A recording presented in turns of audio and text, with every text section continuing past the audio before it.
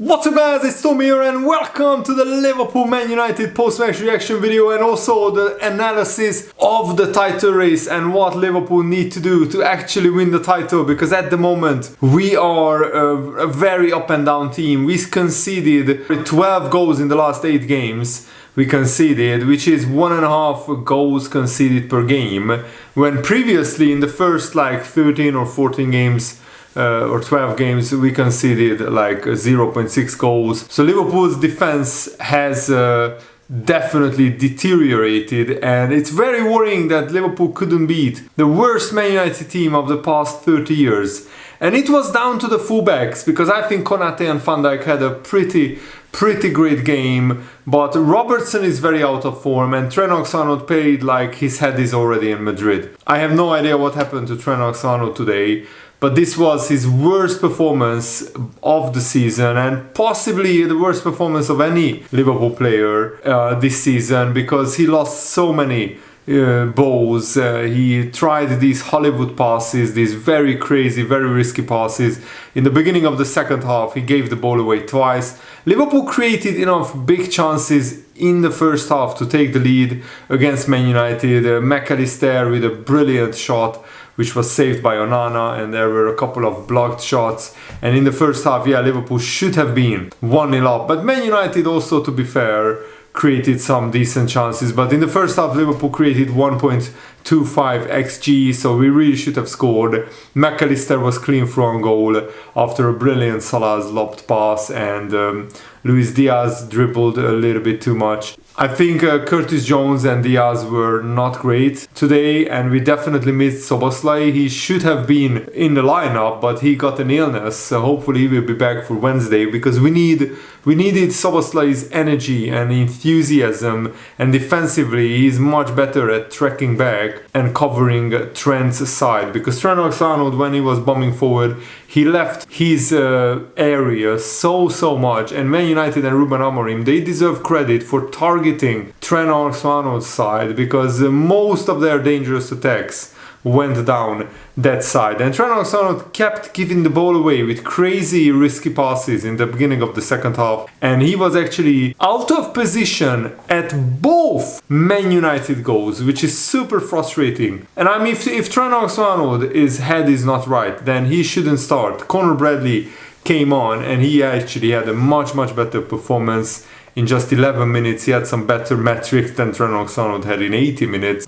Salah was largely anonymous. Man United actually played really well. They kept the ball pretty well in the first half and also in the second half. And I always knew that Man United would be really up for this game. And I think the fact that Gakpo scored an absolute wonder goal to get us back into the game, that was kind of the turning point, because up until that, Liverpool weren't threatening. And we needed that Lisandro Martinez goal to wake us up, because up until that our tempo wasn't good enough, our intensity wasn't good enough, which sometimes happened this season. Maybe a week's rest wasn't the best, for Liverpool, because we lacked a little bit of rhythm. Man United looked like much more in rhythm, and that's why you can never count the points before you play the games, because this is the Premier League, the hardest league in the world, and the title race is definitely not over. And every time Liverpool have a chance to pull away from the chasing pack and get a statement victory, it looks like we drop points. And this draw is mitigated by the fact that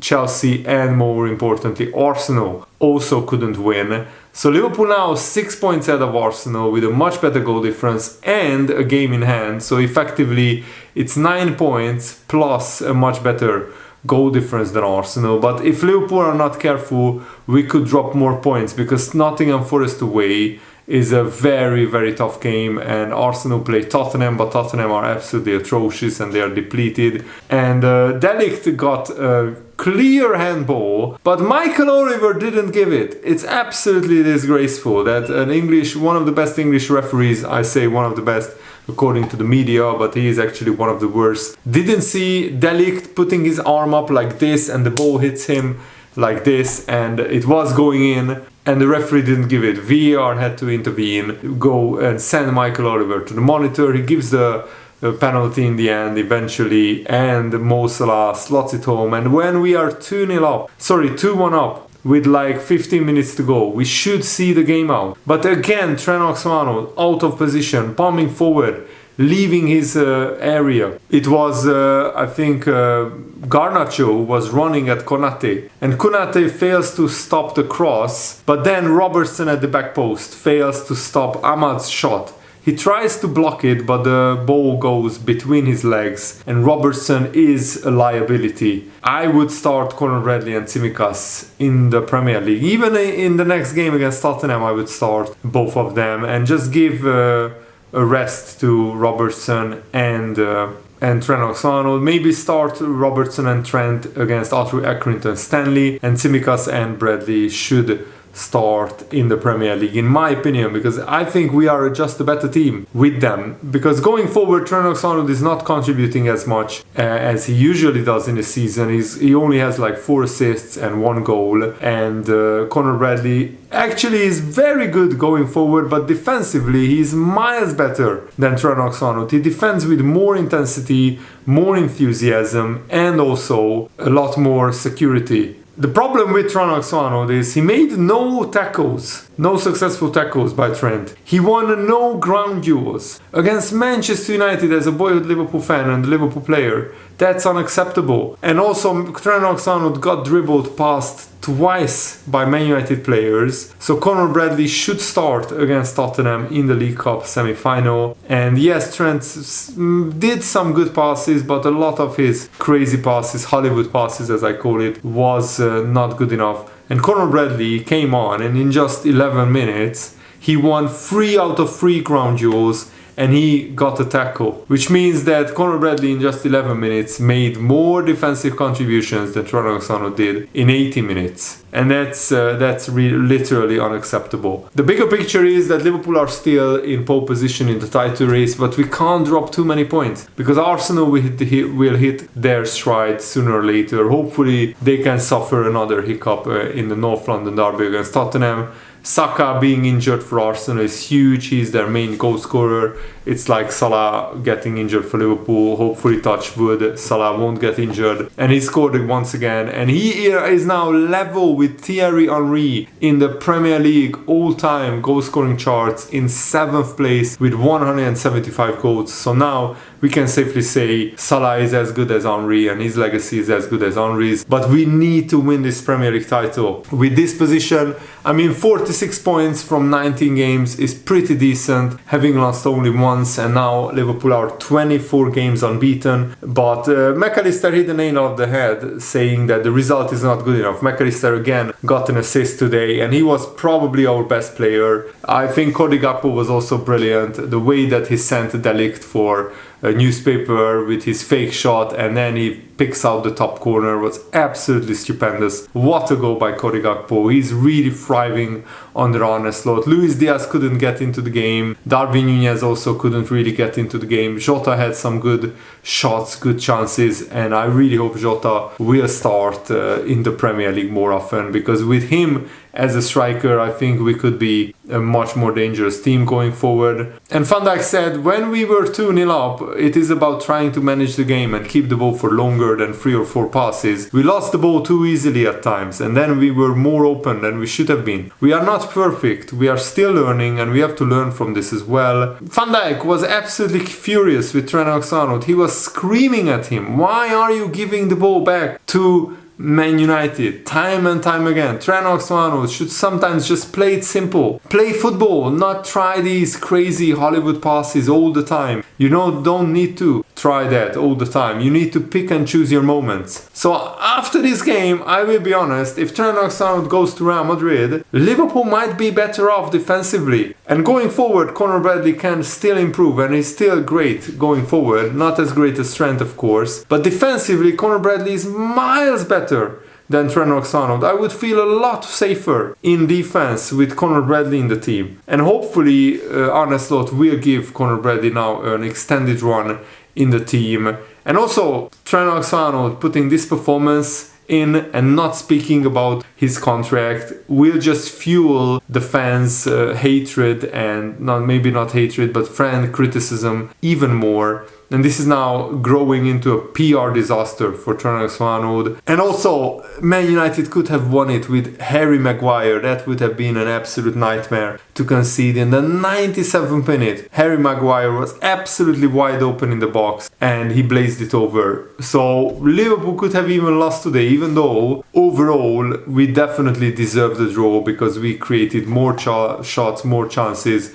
We had like 2.9 expected goals. Man United only had 1 XG. Liverpool had 19 shots, Man United only had 13. We had 6 shots on target, Man United only had 4. We had 4 big chances, Man United had 3. But yeah, Liverpool weren't clinical in front of goal, and defensively we were probably the most shaky in the whole season. Man United are not as bad as their league table position suggests. But you know, getting 4 points from Man United home and away is pretty decent. Arne Slot couldn't beat Man United again after winning 3-0 at Old Trafford. But now we don't have to play Man United again, at least in the Premier League. So that's actually a good thing that these 2 games are out of the way. But we still have to play Everton home and away, which is going to be very tough. But the most important thing is Liverpool are still in pole position in the Premier League title race, but we need to buckle up our ideas, and I want to look at Liverpool's fixtures. So we play Tottenham on Wednesday in the League Cup semi-final,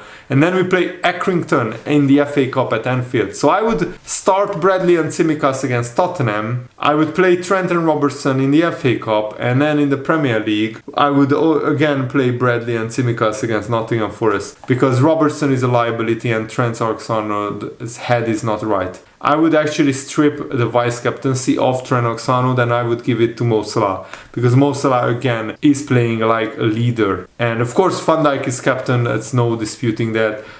So the Nottingham Forest and Brentford away in the Premier League are 2 very, very tough games. And because they have great home records, both teams. And after that we play Ipswich at home, which is of course a must-win game. We have 2 Champions League games before and after the Ipswich game, but those are like almost dead robbers. We can rest players. And we also play Bournemouth away in the Premier League, then Tottenham second leg, and Wolves at home. So these run of games, Liverpool have to win almost all of them. The 2 Champions League games, not really important what happens in them. Hopefully we can knock Tottenham out in the League Cup, because Tottenham have a lot of injuries and Liverpool are just a much better team. But we need to play with a lot more intensity and a lot more accurate passing, because we kept giving the ball away too many times. So Liverpool could hit 92 points if we just copy the first half of the season to the second half and do the same, which is of course not that easy, and Liverpool are in danger of getting a fixture pile up. But that's why it was actually good that this game went ahead, even though I wanted to win this. So let me know, what do you think? What do you think about Trent's performance? What should Arne Slot do in the next few games going forward? And thanks for watching, guys. Have a nice day. See you later. Goodbye.